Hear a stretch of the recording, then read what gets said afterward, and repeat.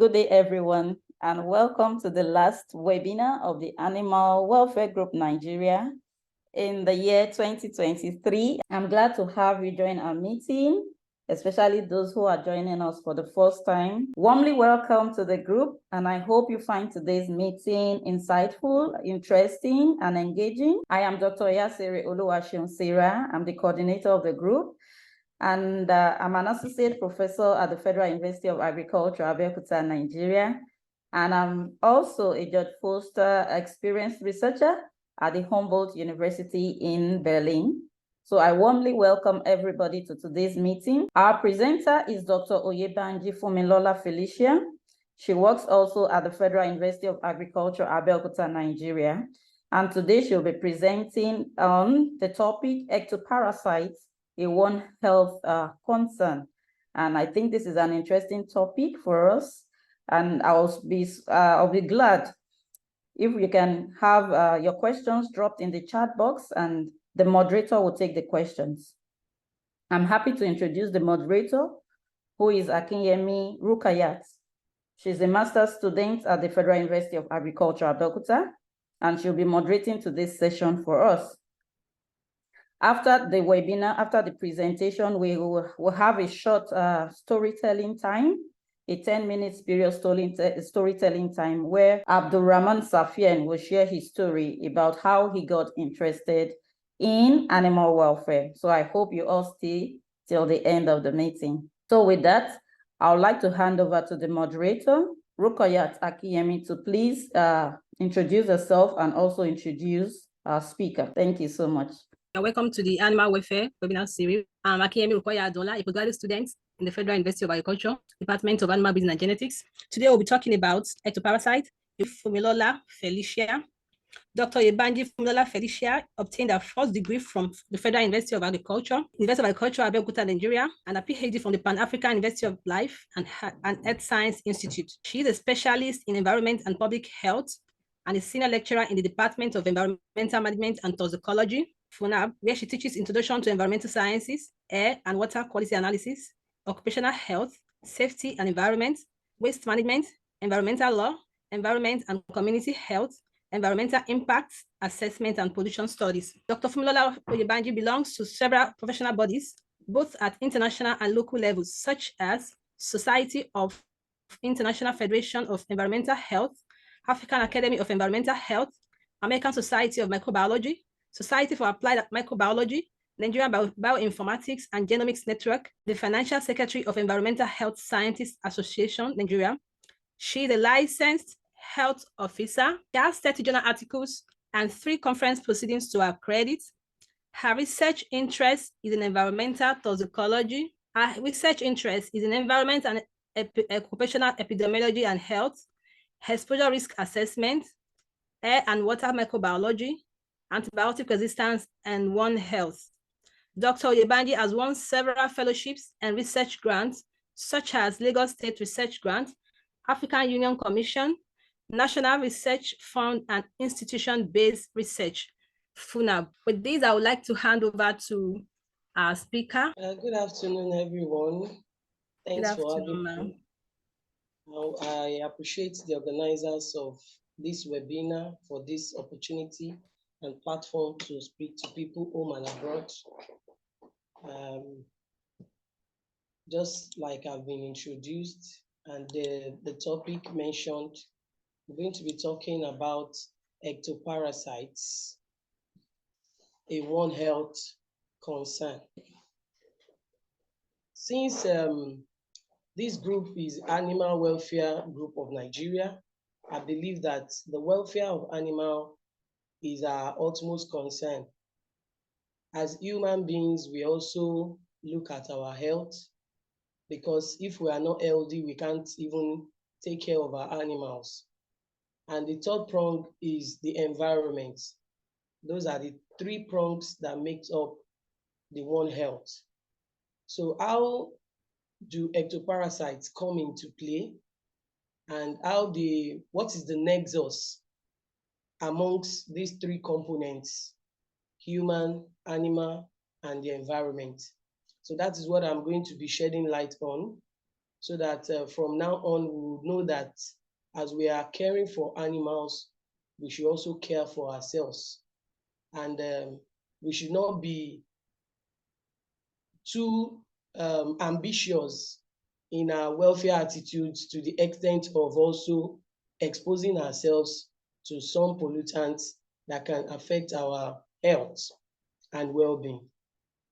So I'm going to focus, though I'm going to touch on other animals, I can just touch on wild animals, but I'm going to dwell more on human ectoparasites and farm animals or domestic animals ectoparasites.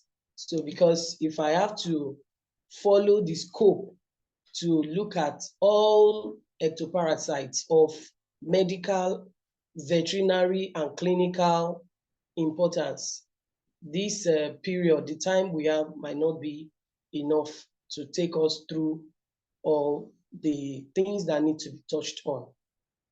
So by way of introduction, I'm going to be telling us about parasites. So what is a parasite?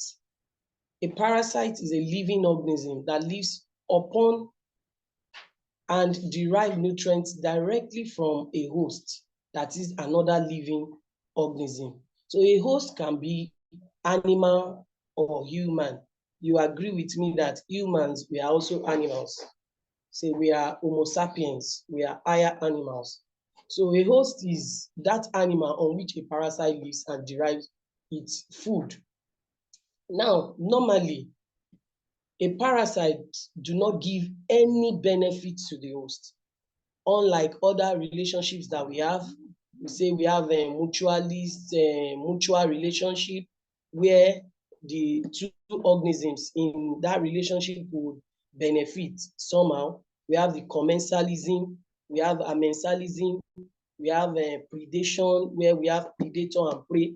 But this kind of relationship, parasitism, is that which only the parasites benefit.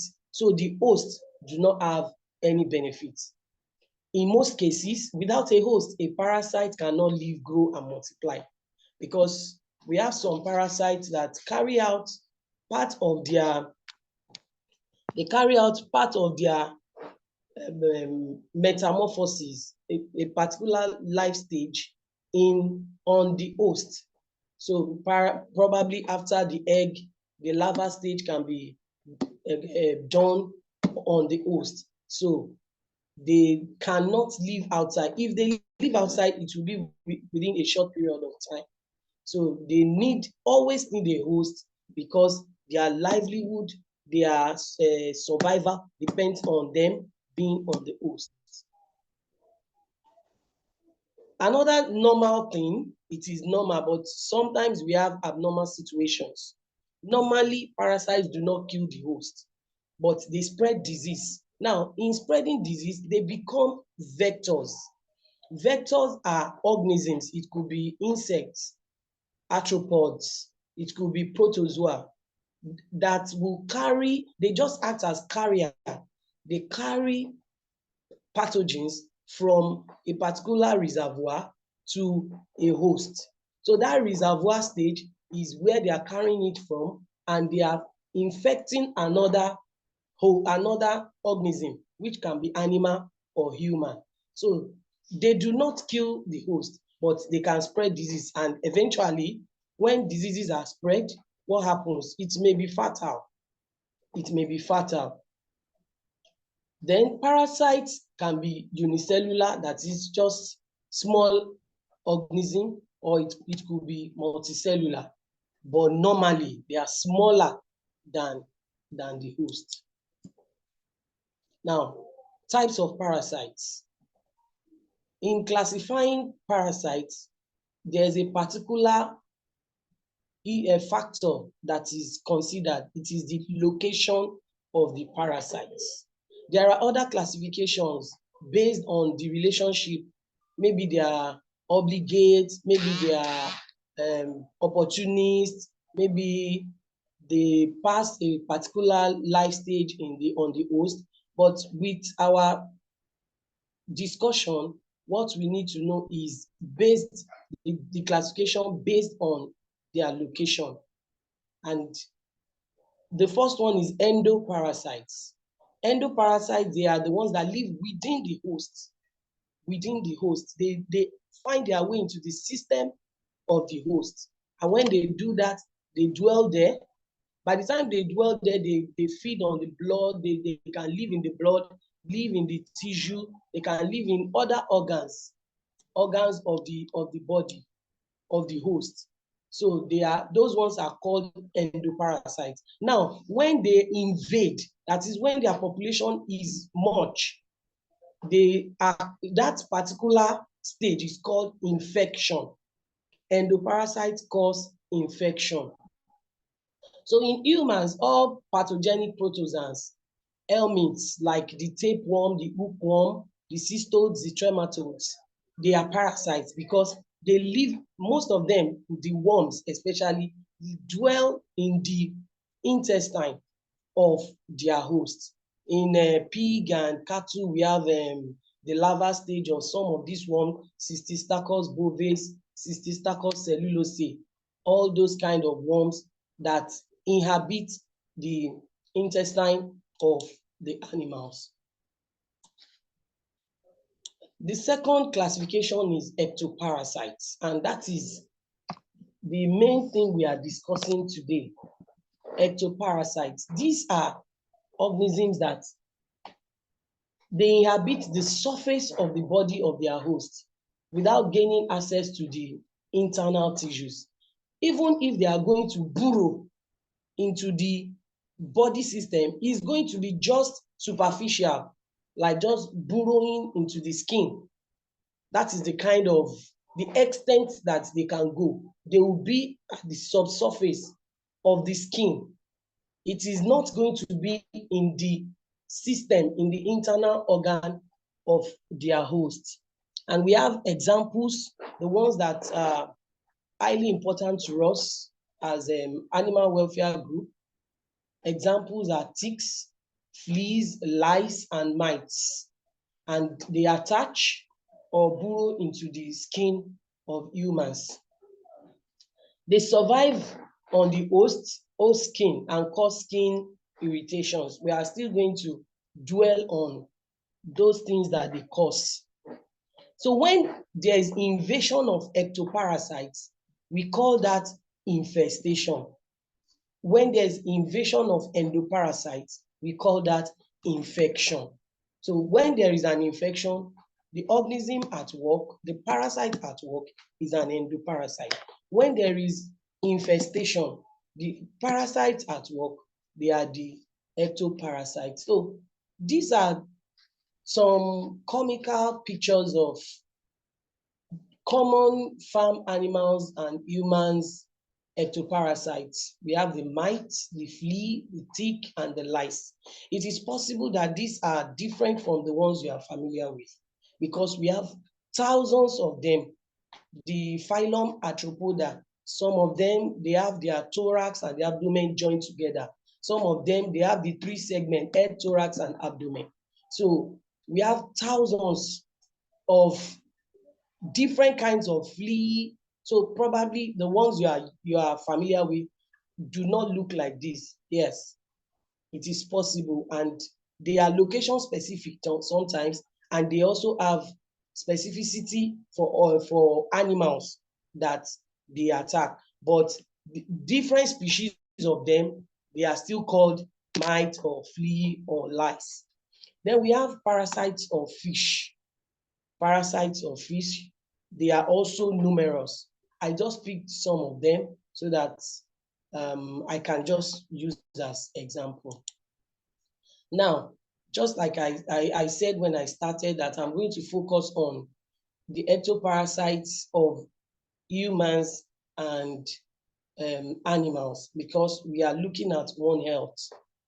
So the first one that I'm looking at briefly is ticks.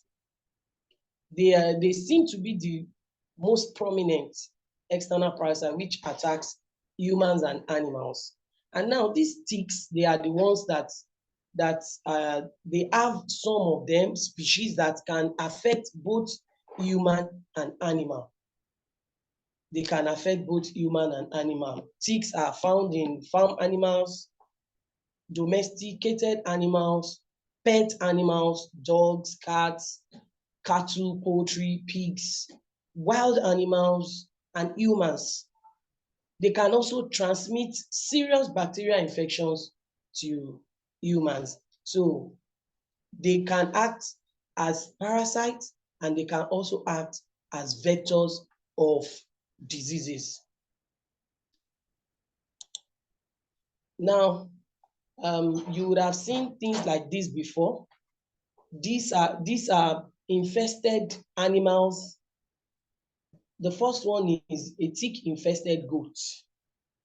You can see round the eyebrow, round the earlobe, different portions of the body, different parts of the body can be infested, and they come together like colony of them coming together to attack that particular part of the animal body. Now look at this tick-infested dog. You would imagine that the picture of the tick I showed you is almost looking different from this. Why? This one has sucked blood, and so the abdomen has swollen. By the time one tries to kill one of these ticks, you see the blood that will come out. So they survive on the blood of the animals. Look at the population. This is serious tick infestation. Now, this is another dog that tick has infested. Look at how even the furs, the skin is already affected. This is a bird because ticks affect poultry animals too. This is a bird that has been infested by tick. Now, before I go to the skin, this is a dairy cattle. This is a dairy cattle that has been infested with tick. Now, this is skin manifestation of tick bites on human. You can see the reddish portion that this parasite, ectoparasite, can inflict on the human. And the next one is mites. Mites, they are different from tick, but they are almost from the same family with tick and spider. Many a times they are involved in this itching or biting symptoms that animals feel, and even humans. They are very tiny that you might not even see them. There's a particular mite that is referred to as dust mite.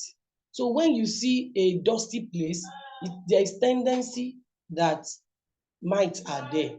When there is escalation, when dust is being raised, especially from a place that is moistened, there is tendency that dust mite will be there. And you just realize that you start feeling itching or biting irritation, and you feel like, what is biting me? Also, we have different types of species, and they have different blood sucking, eating, and biting habits. They bite differently. There is a particular disease of human that is caused by a particular type of mite. That one is Sarcoptes scabies. The disease is scabies, and it is commonly transmitted when there is a mite infestation. So unlike other mites, scabies mites actually burrow and produce tunnels 1 centimeter or more in length, just below the surface of the skin. And what do? They lay eggs. They lay eggs. And it is funny, this particular ectoparasite does not suck blood. It only feeds on the skin and skin secretions. So that means whenever they are found on the skin, they are feeding on the skin or the body fluid secretion.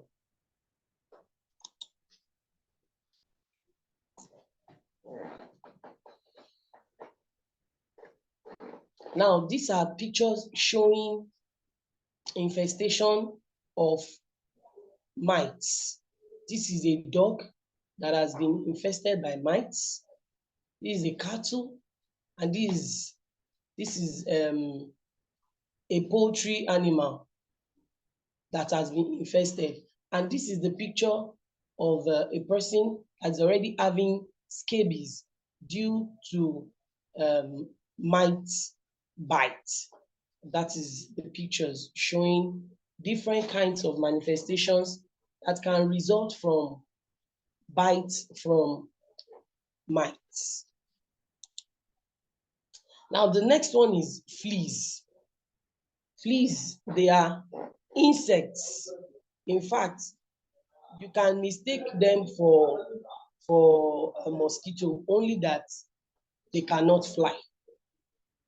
Cannot fly, but the look, it has the wings. You can even take it, it's like housefly. Yes, it's like housefly. They are capable of jumping as high as 2 feet, but they cannot fly. Adult fleas feed exclusively on the blood of the host animal. They feed on the blood of the host animal, and they are very, very common in dogs and cats. They love warm and humid environments. They do not survive for long periods in extreme cold or extreme heat or low humidity. Now, fleas' saliva contains some irritants. So as soon as they bite and drop their saliva, immediately there is irritation and inflammation. Unlike mites will eat the skin, bite the skin, feed on the skin and the secretion. But fleas, they will deposit their saliva, and that is what will cause the irritation. Definitely there will be sensitivity reaction by the host animal. It also burrows rapidly into the skin, and most times it affects the toes, the sole, the lateral rim of the foot or the heel. So this is picture of another type of flea that is different from the one I already showed. This is a poultry animal that has been infested, and this is a dog that has been infested. Now, some fleas affect pets, and just like I said, their saliva causes irritation because when it is deposited, it causes serious infection. It will be itchy, extremely itchy. The skin will be red, there will be hair loss, and there will be skin lesions. Animals with flea infestation can also have tapeworm infection because flea is a vector. It is like an intermediate host, like a biological carrier, where that tapeworm, a particular life cycle stage, takes place in the flea. So look at this animal. Look at how the skin has been totally removed because of flea infestation. It has been completely removed and almost going bald. Look at this animal, so tired and weak because of flea infestation. Now, the last that I'm going to talk about, and not the least, is lice. Lice. Although many people from this side, we are familiar with lice. In Yoruba, they will say ino, they call it ino in Yoruba. There are some animals that carry lice too. Although this one, the animals, the louse that infest animals, they are different from the ones that infest humans. However, they are all referred to as lice. Lice are wingless, they are flattened insects, and their length is between 1 to 8 millimeters. They are visible to the naked eye. They are visible to the but magnification is often required to identify the type of species. Lice can also infest cattle, sheep, goat, horse, cats, dogs, and humans, but they are different. The louse that infects man, they are different from those that infect animals. So louse eggs, sometimes they are called nits. They are glued. Normally, you find them in areas where you have air growth, air-bearing areas like the head, like the pubic area, like armpit, skin for somebody that is highly hairy. Now, for animals that have fur, then you know they already have hair. So they are found under the skin that hardly would you even notice that they are there. So there are two major types of lice. We have the sucking one and the biting one. We have the sucking one and the biting one. From this picture, you can see the chewing lice and the sucking lice. This is the chewing one, the head is broader, while the sucking one, the head is narrow. So if it wants to suck, it will be easy to suck blood, while this one chew. They chew. So the ones that chew, they feed on epidermal debris, like skin scale, dead skin substance, the subcutaneous sebaceous secretions, feathers, and they are active. They are very, very active, and they can be observed moving through the air. Those ones, their movement can be observed, the chewing lice. While the sucking lice infest only mammals, and they have pointed head and narrower. The pointed head is narrower than the thorax. So they have piercing mouth parts, and they feed on blood. They move slowly, and so their movement is often goes unnoticed. So we can see examples of animal infested with lice. This is a dog infested with lice. You will have to open the skin, the furs. You have to open it as if you are going down to the flesh before you will notice that the lice is there. This is human head lice. You can see they are whitish. Sometimes people who have it, when they comb their hair, see it come out with the comb.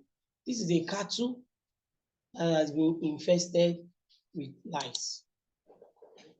Now, having said that, what are the impacts of these ectoparasites on animals? If they feed on the blood, feed on the body secretion, feed on everything that the animal is feeding on, then it means that there's going to be hunger. They'll be causing hunger in the animal. They will cause hunger. I have a dog in my house. That particular dog is a German Shepherd. He's over 2 years. But when you see the picture, you imagine that it's just a 6-month-old dog. I was told that German Shepherds do have a lot of ectoparasites.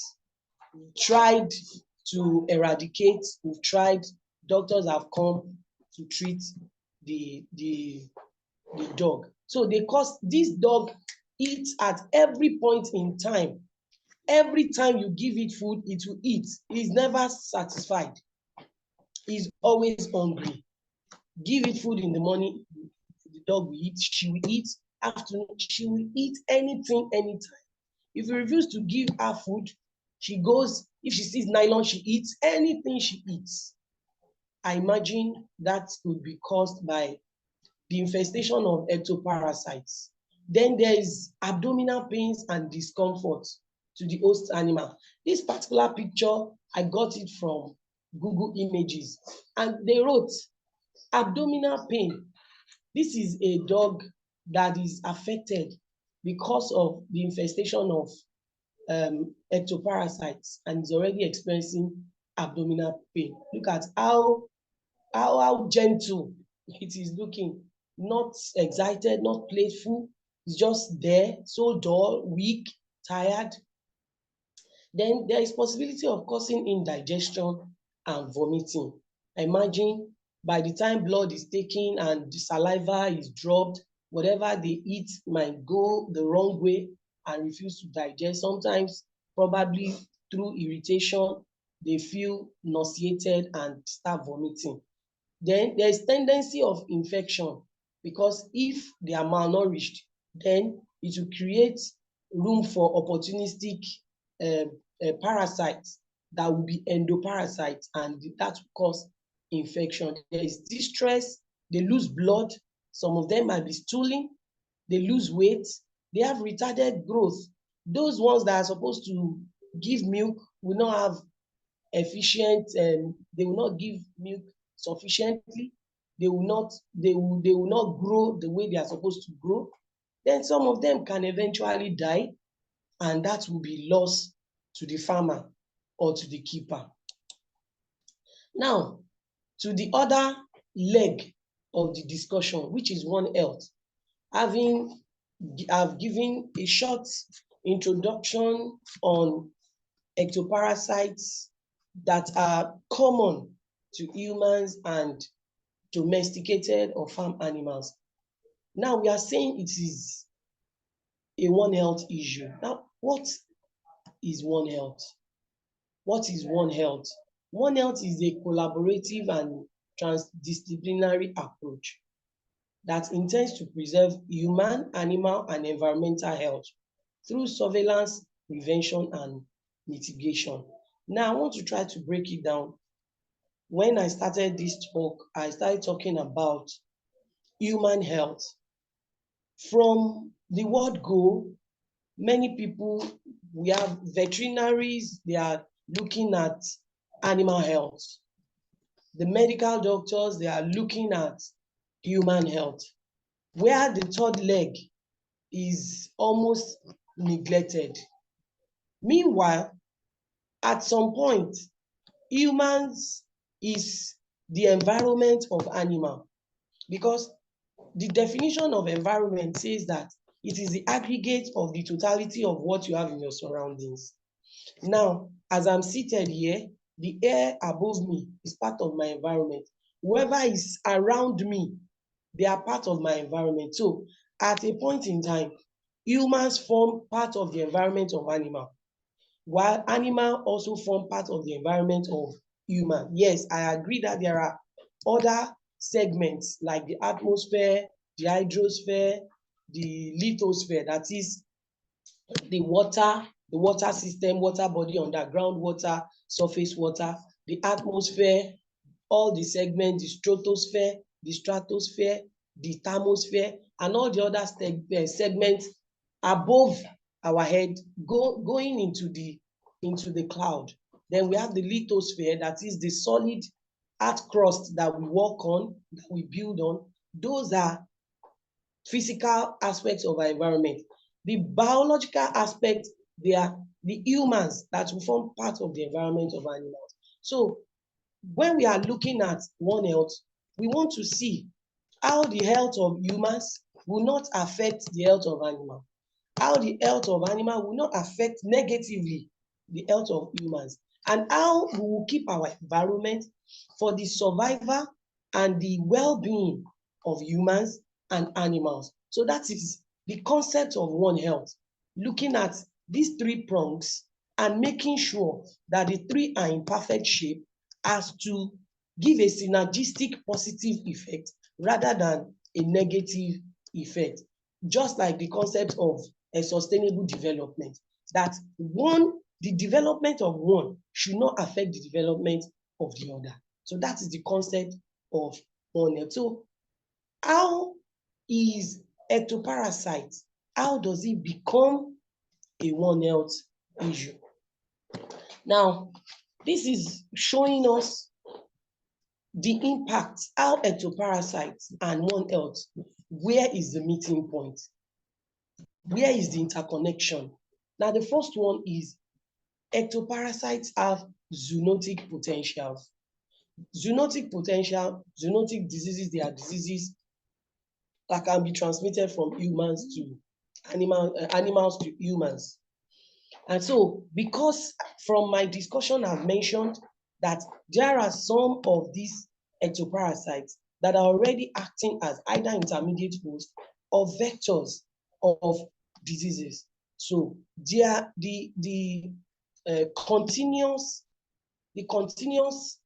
survival or availability of ectoparasites is a potential risk to zoonotic disease outbreaks. So this is a very important aspect that we need to consider. Then, like I've said, what are the impact of ectoparasites on animal? So they affect animal health. And just like I said, whatever it is that can affect animal health can affect human health. So ectoparasites affect animal health. They lead to reduced productivity, weight loss, decreased milk production, overall economic losses. So if a farmer has a farmyard with animals, you are expecting that at the end of the month, you are going to have so gain, and is already, because of ectoparasite, you have reduced body weight of animals that you intend to sell at a particular price. It brings the prices down, then depreciation has already set in, then you are disturbed, and is already affecting your emotional health. If you are running a business and you are going at a loss, then if it is already affecting your health, then it is a one health issue. The next one is environmental impact. Now, environmental impact, it means that in our bid to control ectoparasites, we use pesticides. Pesticides are chemical substances that are used against pests. Any organism or plants that are growing where they are not planted, weed, or any animals that are where they are not wanted, destructive, causing public health issues, then they are pests. So you want to use pesticide to eradicate them. So as long as you continue to use pesticide, it means everything, they will have residue, they will go back to the environment because residue will be left. If you apply pesticide on your dog, they still go about in the compound or in the field. Some of the residue of the pest will fall on the ground. Maybe another animal will pick it, or maybe it will grow and it will be sustained. It will remain in plants that will also grow. So it leads to contamination or pollution of environmental matrices. For instance, another example is if an animal was treated and the feces, wherever it passed the stool, it will come out with it. And definitely these feces are in the environment. If rain falls, it washes it down, it goes to the next stream. From there, some of them get percolated into the underground water, and the chain begins like that, till eventually it almost come back to us when we drink water, or when we use the water, surface water, for other activities, maybe in irrigation agriculture. So some other non-target organisms can be wiped away. We have some organisms that are beneficial, but because of the presence of pesticides in the environment, they can be wiped away. Then another major important issue is reservoir of antimicrobial resistance. Most of these ectoparasites, by the time they lead to infestation or give way to infection because of opportunistic endoparasites, farmers begins to use antibiotics. Now, continuous usage of antibiotics leads to resistance because the organisms will continue to mutate. When they mutate, what happens? The same antibiotics will not work for against that particular organism again. Then we have ecological imbalance. Let me run along. So now I tried to check literature, and I saw that in Brazil, more than 60 species of ticks and fleas have been reported, and they are currently considered as vectors of at least 24 pathogens of zoonotic concern. 24 pathogens. Another one is that several vector-borne diseases known to occur in rural areas where we have the wild animals, they are already finding their ways into the urban areas. And then it means that animal trading, farming, transport, all these things, they have contributed to expansion of several ectoparasites.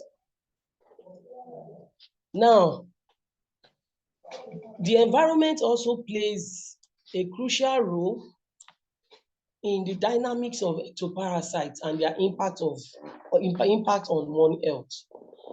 The environment, like the climatic factors, like temperature, humidity, there are some ectoparasites that would prefer a particular climate, maybe in the tropics than in the temperate region.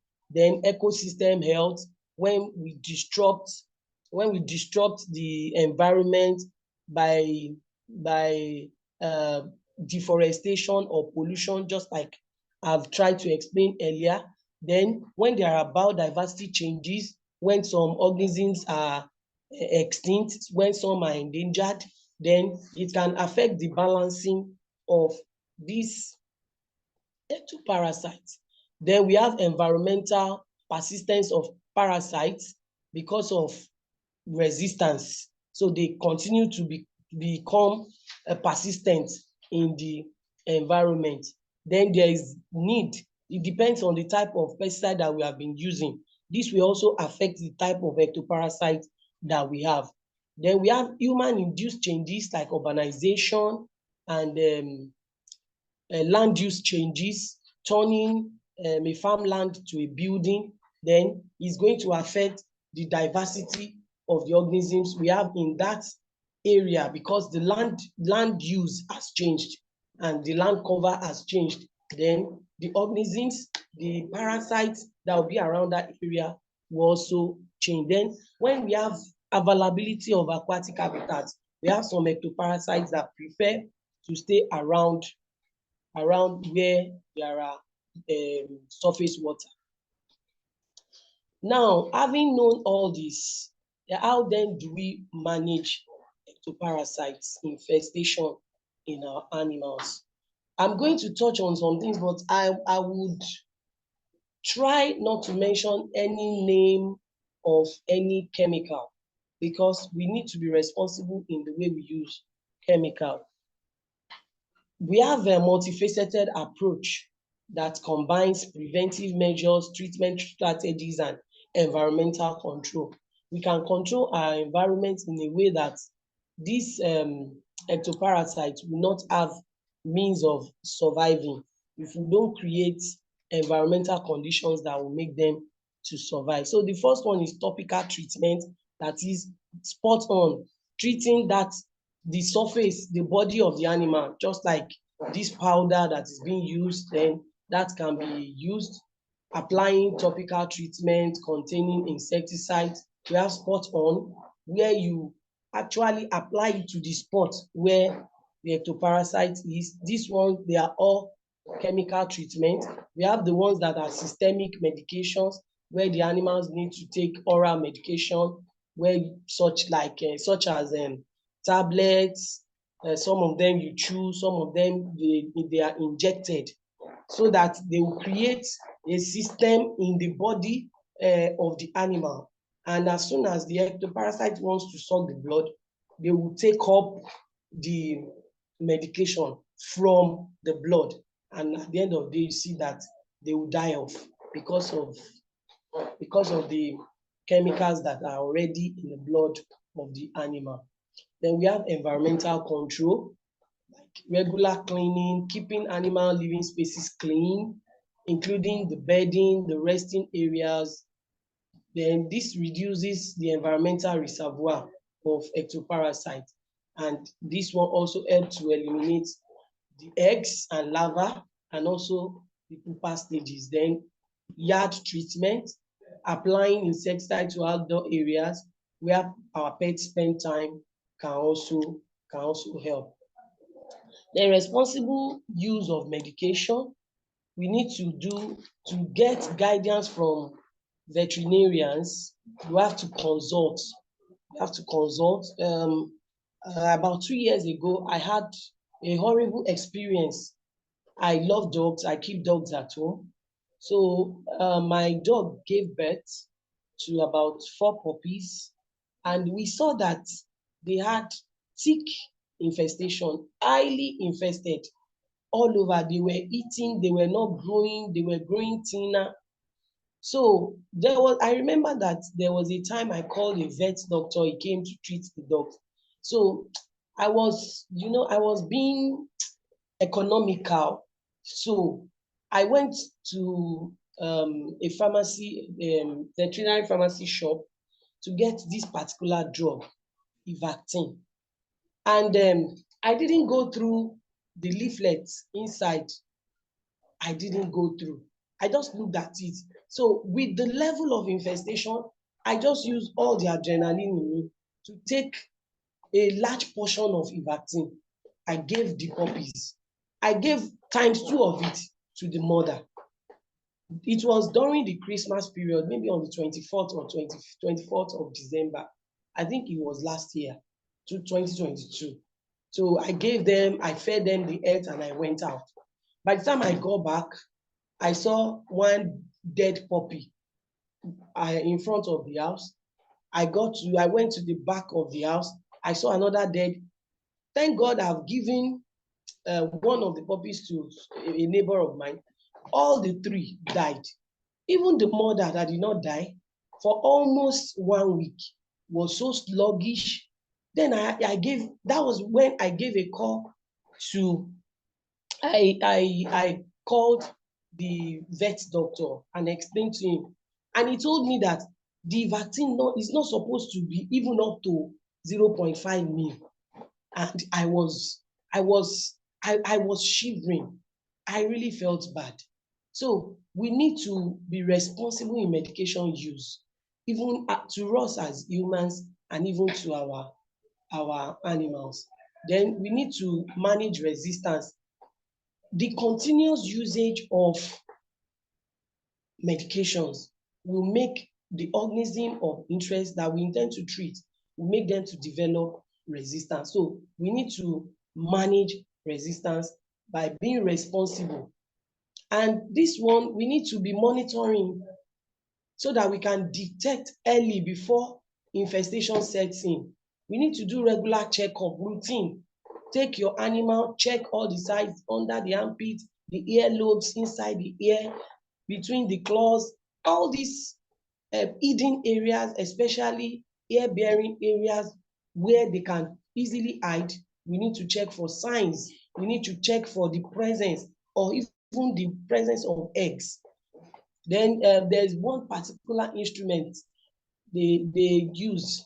This comb is used to detect if the fur is combed, then the egg or even adult will be combed out. Then one can easily sight the presence of this before infestation becomes severe. Then we need to do environmental awareness. We need to take care of our environment.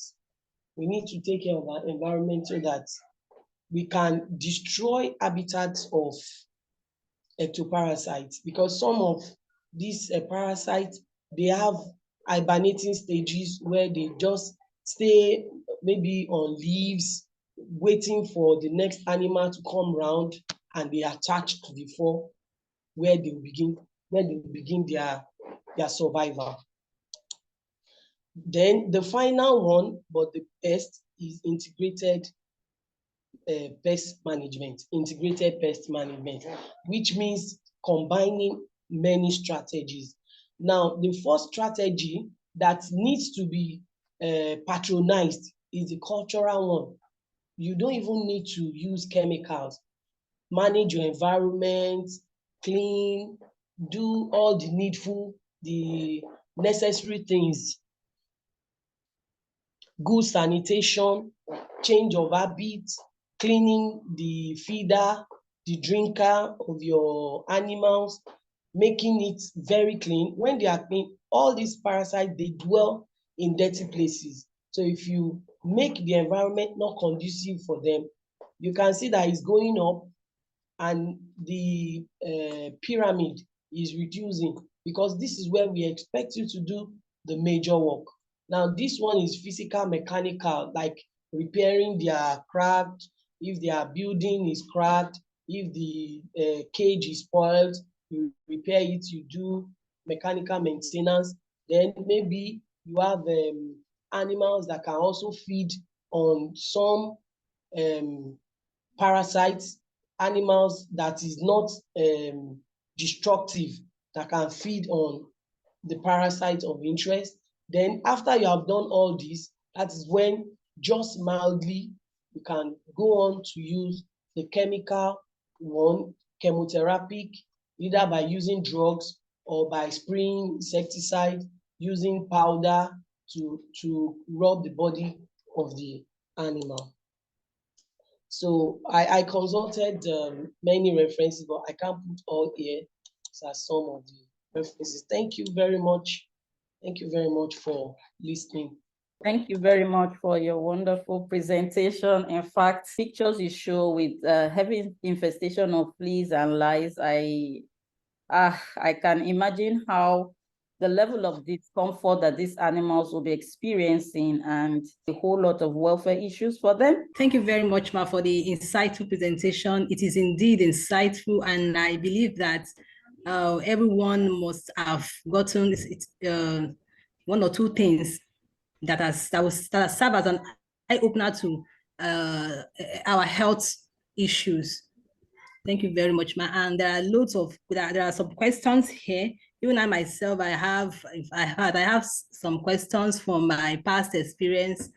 And so let me take the first question.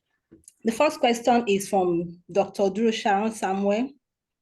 He's asking that, what are the effects of ectoparasites infesting humans and animals on plants, bearing in mind that plants are parts of the environment? Okay, thank you very much. Most of these parasites, they are not destructive to plants. Towards the end of the presentation, I said that some of them take part of their life cycle stages in plants, and that is why they thrive more where you have bushy areas. So they affect humans, they affect animals, but they just hibernate. They just stay on the leaves of plants, waiting for the next available mammal, animal, human to cross that path, and they cling. Then they start their parasitic process. So feel free to turn on your videos and let's see ourselves. Also, this group is meant for us to share knowledge and also to see how we can interact, to connect and network with ourselves. And it's an opportunity for you to connect and network with people all over the world. We have a global audience. So please, if you're comfortable with it, you're free to turn on your video. If you have any comment or anything to share with us, maybe any feedback, we'll be happy to take that. As today is the last webinar for the year, but we have on the 20th of December, we will be having the 11th virtual inaugural lecture, and this lecture will be delivered by Professor Alistair Lawrence, and he will be talking about positive welfare. So we'll be ending the year listening to a presentation on positive welfare. So please watch out on our social media platform so that you can register for this event. I want to remind you that we are on YouTube. So our previous webinars are already uploaded on YouTube. We'll appreciate it if you can, watch the videos, drop your comments. And also it is something that is educative, and you can also use it even in teaching students in classes, and you can just share the video after watching. You can, start a discussion on it. We're on Facebook. where that's Animal Welfare Group Nigeria. We are on LinkedIn as well, Animal Welfare Group Nigeria, and on X, which is formerly the Twitter at AWGN14. So if you have any comment for us, please feel free to indicate with the use of raise of hand button, and I will allow you to do that. Thank you so much. I'm happy to see your faces. Good to see Yonela. She's from South Africa. Thank you. Thank you. And Fami Idris from Indonesia. Thank you for your persistence. You've always been with us. I can see Safian from Ghana. Thank you so much for always being with us. Dr. Duru Sharo, Dr. Skule, Shurunke, Oluwajoba Marvelous. Yeah, thank you. Taufik Abdurrahman, Komalafe Oyeniro Victor, Ayola Oluyemi, you're welcome. How we can be a member of the Animal Welfare Group. Okay, let me talk about that. The Animal Welfare Group is a is a group of researchers and students who are interested, especially postgraduate students now, who are interested in animal behavior and welfare, passionate about animal behavior and welfare. To become a member, you need to let us see how interested you are in animal behavior and welfare and what you are doing in this area. That's for it to be a member. For now, it is a free membership. And but our programs like this is open to a global audience. But for now, to be a member, you have to be a Nigerian.